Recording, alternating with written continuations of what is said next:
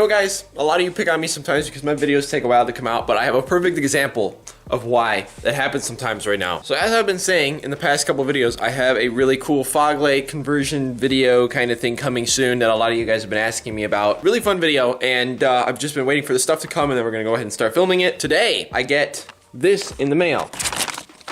One fog light bezel. I ordered a pair of 2 fog light bezels. So I went ahead and got on my account, I logged in, I tracked the package and all that fun stuff. It shows that they shipped as 2. They didn't ship as a pair. One got delivered today and one is not supposed to be delivered for 4 more days.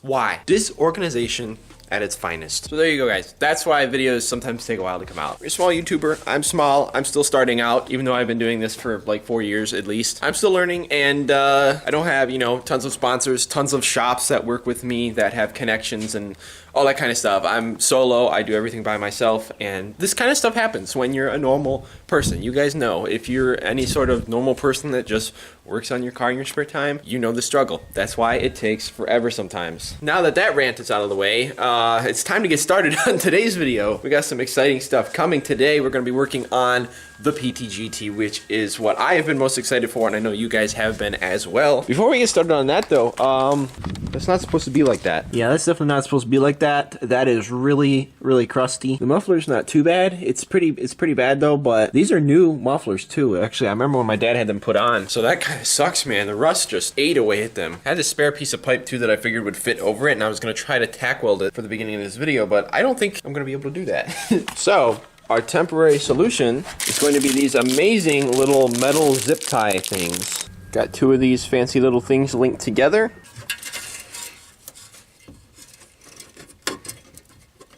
There you have it, guys. Good as new. Just don't look underneath.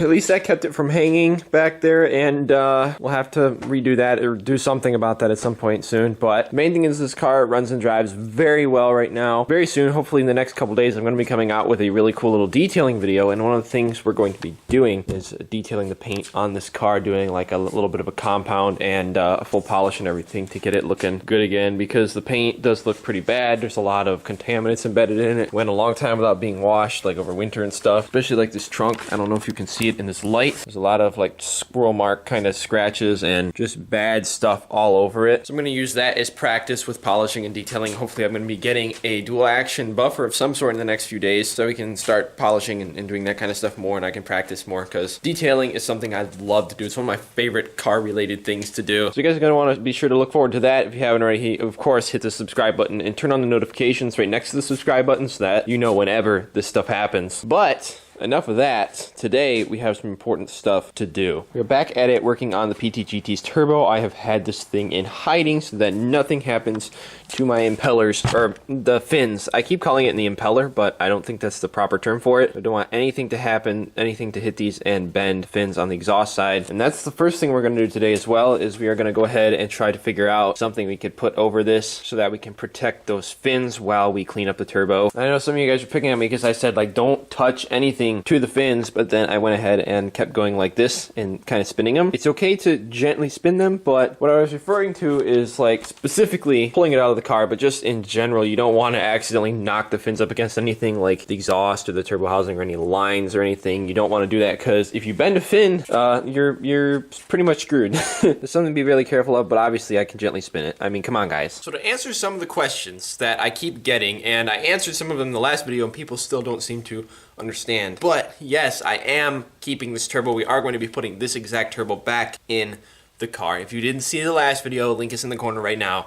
Go check it out and then come back here. But pulling this turbo so that we can kind of refresh it, clean it up, and fix where this bolt right here broke off in our little blow-off valve thing. That's been broken off like ever since the beginning, ever since I own this car, as far as I know. It's leaking, and we need to do some upgrades, and we're going to be making more boost. But no, I'm not changing out the turbo. I'm not replacing it. I'm not doing like a big wheel stock turbo or anything like that. We're not putting a different turbo on it. Right now, that has been my dream and my goal, and eventually I do want to swap out the manifold and the turbo, but I know this sounds dumb, but I don't want to make too much power because I decided to keep the trans for this season. I originally thought about swapping it out over winter, but I decided not to, and with the other projects I had, I didn't really have the time and the resources, so we are keeping the stock trans since it is in good shape, and we're just going to kind of push it to the limit and see what we can do with this and with that stock TE. But I am keeping keeping this turbo, and I'm not really doing too much to it because honestly it's in great shape. It spools fine. There's like little to no shaft play, which is normal. Honestly, it's super easy to go ahead and pull the turbo out just like this. So if I did blow it up in 2 weeks, I could just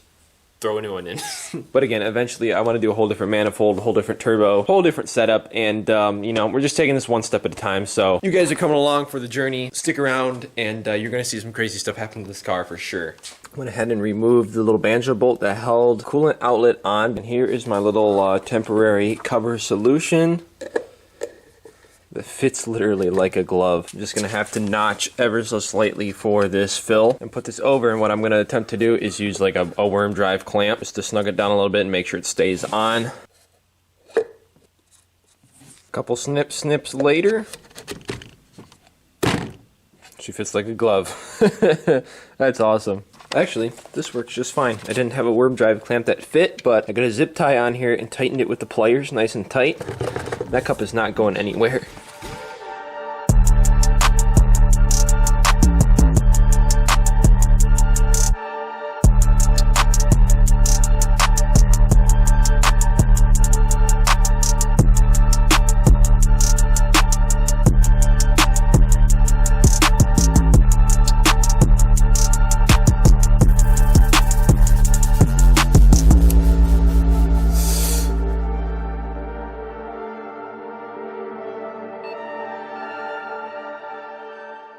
So I had the idea to use some of this premium chemical stripper on the turbo to hopefully get rid of some of this black stuff. Forgot if I mentioned it in this video yet, but this black stuff all around here has been bothering me for a really long time. What it is actually some cheap wire loom from Walmart that I used when I was experimenting with running lines for some oil pressure gauges and AFRs and stuff like that. I ran it up across the turbo, up along the top, along with some other wires. Something I wasn't paying attention to is those wires all have this big heat wrap on them. As you can see right here, this whole loom here and all of these wires and vacuum lines and stuff, they run through this little heat shield right here. And I just ran a loom like right along the top. And what happened was it actually melted and melted down all over the turbo. It made a big mess, and it's been impossible to clean. It doesn't even come up. I like poked a couple big chunks of it up, like that big chunk with these picks here.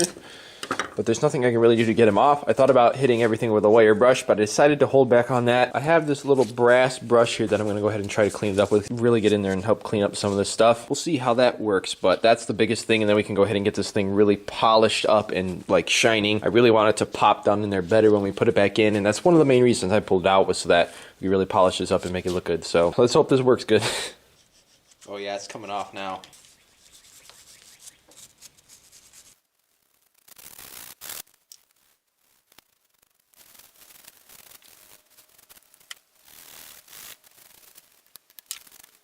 Alright, did one more hit with the stripper and wire brush everything, and the turbo already looks so much better. I cleaned up a lot of the majority of the nasty stuff. As you can see, we're still going to do some polishing, do some degreasing, do some compounding, and a lot more to really I want this thing to be shiny by the time we're done with it. And that's what's coming next, but it was not enough to remove the rest of all this black stuff that is old, melted plastic, and other contaminants.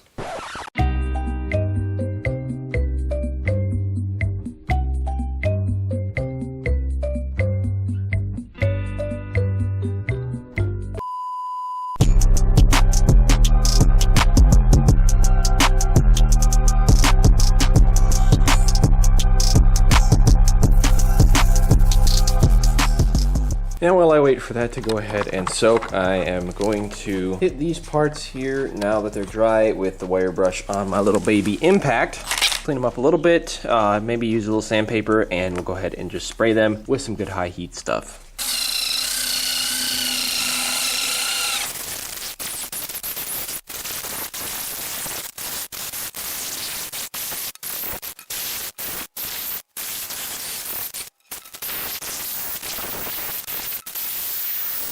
Got all the bad spots wire brushed, and I went ahead and hit everything with a little bit of 320 grit. Just kind of give it a final cleanup. Everything looks good, so I'm going to go ahead and use a 50/50 water alcohol solution to wipe everything down. Paints we're going to be using is, I'm going to be using this awesome matte black high performance enamel. I love this paint so much. It works so good for a lot of things, and it sticks really well even with very little prep for this pipe here. And then I'm going to go ahead and use some of this paint.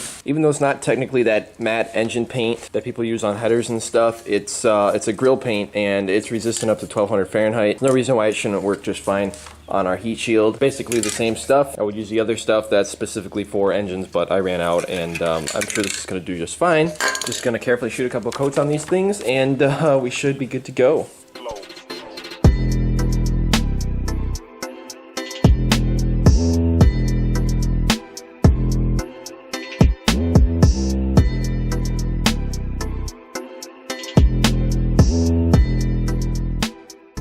Alright, a couple few coats later and everything's looking amazing. Our exhaust shield turned out really nice, and so did our intercooler pipe. Those are going to look great once they're in the car as well. I'm really glad that I took the time to sand everything down. There's still some areas that, you know, they aren't perfect, but it would have looked way worse if I didn't, you know, take the time to really clean them up. And I feel like that paint job is going to hold up really well too. Super excited about that, but now we're going to go ahead and get back on the turbo. Before I got started painting those pieces, I went ahead and used some of this premium stripper again. I think I did a third coat and then went ahead and hit that with the brass brush to clean it up some more, get some of the last bits of plastic off, and we got it about as good as we possibly can by just using that stuff. And I've been debating whether or not to actually wire brush, but I finally decided to go ahead and go for it, and I already did a little test hit and it is helping shine things up. I'm gonna go ahead and use this brush here on the drill. I might swap to another smaller brush to get into some tighter areas, but I think this will do most of our work. I'm gonna go ahead and lightly go over everything and clean it up and really make it shine, and then we are going to use some good polishes to make this thing look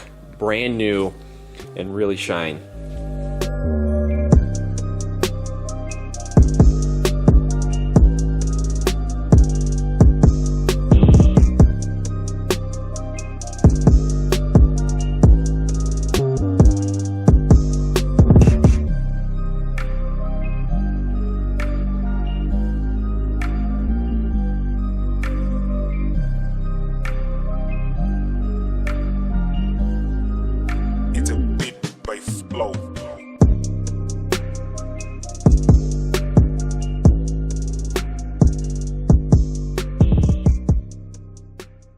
Guys, I am so hyped with how this is turning out. I've been working with the wire brush for quite a while, just getting everything cleaned up, and these helped a lot. Having smaller brushes, also a coarser brush really helped clean this up. I had to be careful because I didn't want to dig into this too much. You can see I kind of left a few a little bit deeper scratch marks in some places. It was really hard to be careful and to get in every nook and cranny. Like over here isn't 10 out of 10, at least not yet. Still got a lot of cleaning up to do, but that is making this thing shine up. It's really cleaning it up and giving it the result that I wanted. I don't have a finer brush than this. I was hoping to get some, and I thought I had some laying around for like the Dremel, but unfortunately I did not. I'm gonna try to get my hands on some finer wire brushes to kind of finalize and finish things up before we go ahead and start the polishing process, which means unfortunately I won't be showing that here at the end of this video, but you can already see how insane these results are. Also, I know a lot of you are going to ask, so I'm just going to say right now, the reason I did not try to even polish the blow-off valve thing here is because we're going to be taking it off anyways, and if I did anything with this, I'd probably just clean it up and paint it like black or something, or we might be going with a different blow-off valve setup completely, which I'll talk about later, but you can tell me what you think down in the comments as well, but I think it's coming along really well, and I think it's going to be perfect because with that thing down in there looking all polished, especially once we hit it with Flitz's polish, that'll be in the next video. I'm super excited to talk about them and give their stuff a shot because their stuff is literally perfect for what we're doing here with the turbo. But for now, that's where we're going to leave off the polishing on the turbo. I was hoping we could get this bolt tapped in this video as well, but unfortunately it's not going to happen. I debated taking this whole setup to a local machine shop, having somebody go ahead and tap it, someone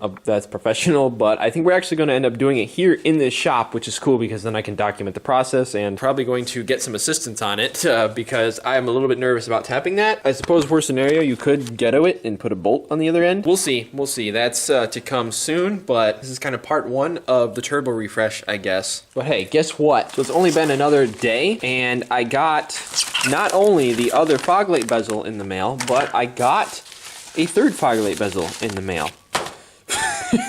All I did was order a pair. So I don't know who screwed up or what got screwed up there, but that's pretty hilarious. But for the end of this video, I want to give you a quick little update on the next Flip project. I know a lot of you guys have been asking me what's been going on with Flip Cruiser 2.0 and if I'm going to get another cruiser and what's going on with that. I put it on hold for a little bit because, as a lot of you know, because of the COVID-19 stuff, the DMVs have been closed, at least in New York. All of them have been closed. All the walk-in stuff has been closed. And I wasn't sure how to get a car registered in my name or get the title stuff done if I did buy a car. I had no clue how that was going to work out. And I finally ended up talking with someone at the DMV the beginning of this week, and they just released a new way that you can register a new title when you like buy a car private sale. You can do it via online and through the mail and download the files and stuff and download the forms. So super excited that that is a thing now, and it's perfect for someone like me. I am going to be able to do the title stuff if I buy a car now, so I am back into that full force, and hopefully very soon we'll be picking up a car. I have a few different things I'm looking at, I'm really excited about, and hopefully one of them works out, and then we're going to have another really fun project and another really fun car on the channel. So there's your update on that. That's why it hasn't happened yet. Honestly, cruisers in these parts are getting harder and harder to find, especially for what I'm looking for as a little project. Really, really hard to find something without driving like 8 hours away, which I don't really want to do with a Dodge Durango that has 185,000 miles, if I can help it. So that's what's up with that, but I will keep you guys updated. Stay tuned for that as well. If you haven't already, now is the time to smash that subscribe button and turn on your notifications if you haven't already, because that will alert you whenever we have an upload here on the channel. I guess that is it for this video, guys. Thank you so incredibly much for watching and staying up to date. I'm so happy with everything and the way it's coming out. And thank you so much for your support, guys. I love you all so much. You rock. God bless, and I will see you in the next one. Peace out.